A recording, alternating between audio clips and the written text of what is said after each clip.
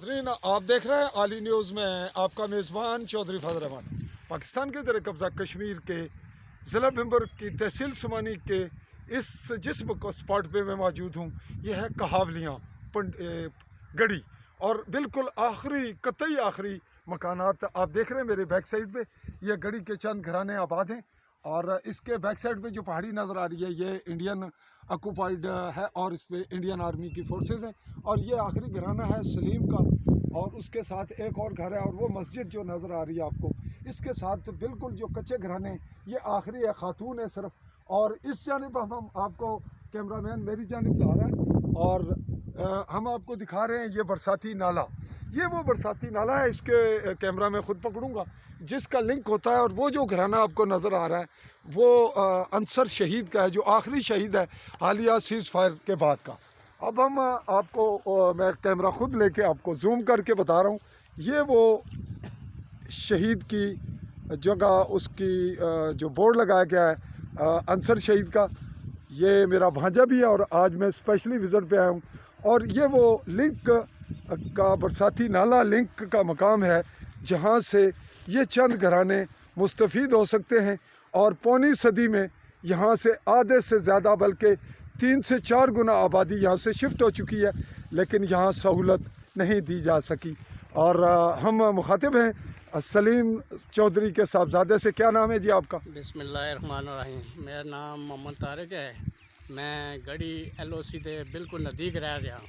ये वाला घर आपका है? ये इस वक्त हम आपके घर के बिल्कुल साथ खड़े हैं, यही बात है? बिल्कुल, ये मेरा घर है। अच्छा, ये बताएं कि आपके वालिद का नाम? मेरे वालिद का नाम चौधरी मोहम्मद सलीम है। जो पहले रिपोर्टिंग मैंने की जब यहाँ आपके घरों की, तो आप कहाँ थे उस वक्त? मैं उस वक्त सर घर में नहीं था, मैं बाहर था। सऊदीया थे? उस वक्त मैं सऊदीया में था। सऊदीया में थे। तो अब आपको मुश्किलात क्या है, मुख्तसरन बताइए। सर इधर तो एक तो हमारा घर बिल्कुल इंडिया के साथ है। ठीक है। दूसरे नंबर पे अगर इधर कोई ज़ख्मी हो जाता है तो हमारे पास रोड नहीं है, हम गाड़ी पे अगर आदमी को लेकर जा सकें। रोड जो हमारी ट्रैक है बिल्कुल कच्चा है, बिल्कुल कच्चा है, उसमें बेहतर भी नहीं जा सकते। तो बेहतर से मुराद ये है कि गधे और घोड़े वो भी नहीं जा सकते। अच्छा, ये बरसाती नाला ये जो हम देख रहे हैं, नाला जो अगर यहाँ शदीद सैलाबी पोजीशन आ जाती है तो दिन आपको क्या होता है, क्या मुश्किलात हैं, क्या हो सकता है? अगर गोलाबारी हो रही हो तो क्या होता है? सर गोलाबारी होती हो तो अगर बारिश हो तो ये सैलाब बहुत ज़्यादा नाला चढ़ जाता है, तो पानी आ जाता है, हम पार की तरफ वो तो ख़त्म हो गया आपके और बाकी मामलात आपके कट जाते हैं। नीचे आ जाए तो हम पार नहीं जा सकते। अगर आपका जो दुश्मन है वो आ जाए तो? दुश्मन आ जाए तो अगर नाला चढ़ा हो तो हम पाली साइड पर अपनी साइड पर पार नहीं तो आपकी हिफाजत मुमकिन है? फिर नामुमकिन है। पाक फौज यहाँ से कितने दूर है? हमारे फौज भी थोड़ा दूर है। तो यहाँ पे करीब 2 घर हैं बस। अच्छा। और पीछे इंडिया है। और ये जो घर आपके बैक साइड पे नजर आ रहे हैं ये कितने हैं? ये 5 घर हैं इधर। तो अब आप क्या मुतालबा किससे करेंगे? सर हम गवर्नमेंट पाकिस्तान से मुतालबा करते हैं। गवर्नमेंट पाकिस्तान से क्यों करते हैं? आपकी रियासत अलग नहीं है? रियासत आज़ाद कश्मीर है, लेकिन कोई भी इधर नुमाइंदा नहीं आके सुनता हमारी। तो आप कश्मीर के मामले का हल क्या समझते हैं? अब सीज़ फायर हुआ है तो सीज़ फायर किस बात पे हुआ है?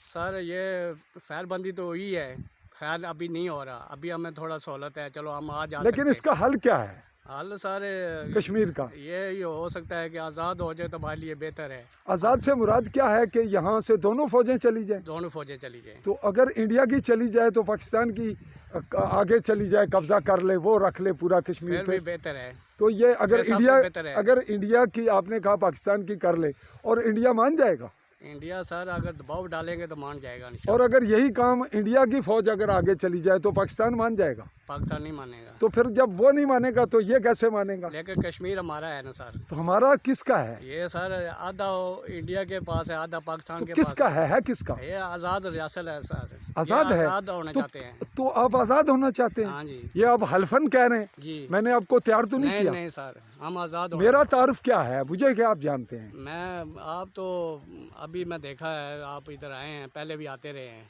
मुझे जानते किस हवाले से हैं, यानी कैमरे के हवाले से? क्या से सर आप अखबारी नुमाइंदा है, रिपोर्टर करते हैं और यही हमारी आवाज़ आगे पहुँचाते हैं। मेरे और कोई आता नहीं है, आपकी मेहरबानी है, आप आके हमारी सुनते हैं, चलो दुख दर्द बंटा के चले जाते हैं, लोग सुनते हैं, देखते हैं कि मुश्किलें हैं, इधर बहुत ज़्यादा तकलीफ़ है। आप कैमरा पकड़िएगा नाजरीन, मेरे पास कैमरामैन नहीं है, मैं इनसे जो कुछ मैंने बात की उसको थोड़ा सा सम अप करता हूँ। नाजरीन, आपने सुना कि लोग कश्मीर के हवाले से एक सिंपल सादे लोग हैं, बॉर्डर पे रहते हैं। बिल्कुल आखिरी स्टेज पे मैं मौजूद हूँ। ये क्लिप लंबा हो जाएगा, अगला क्लिप हम दोबारा बनाएंगे और आपको बताएंगे अंदर की सूरत हाल कुछ और आखिरी घरानों का, कि जब इससे पहले मैं आया तो मेरा हकीकी भांजा जो शहीद हुआ अंसर, मेरा घर भी यही है जहाँ अभी आप कैमरा दिखा रहा है, जूम नहीं कर पा रहा क्योंकि ये प्रोफेशनल नहीं है। तो बात यह है कि यहाँ मुझे वीडियो नहीं बनाने दी गई थी। ये सलीम साहब के साहबजादे हैं, उस वक्त वो ज़िंदा थे, अभी पिछले साल अभी चंद माह हुए वो फौत हुए। तो उन्होंने कहा आप वीडियो बना के चले जाएंगे, हम इंडियन फ़ौज के बिल्कुल साथ हैं। अभी हम आपको अगला क्लिप वहीं दिखा रहे हैं, वो ज़रूर देखिएगा।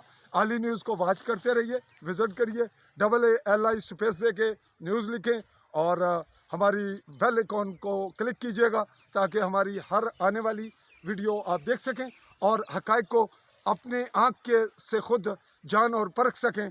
इसके साथ सच का सफ़र हमने शुरू किया तो सच वही है जो कुछ हमारा कैमरा आपके सामने ला रहा है।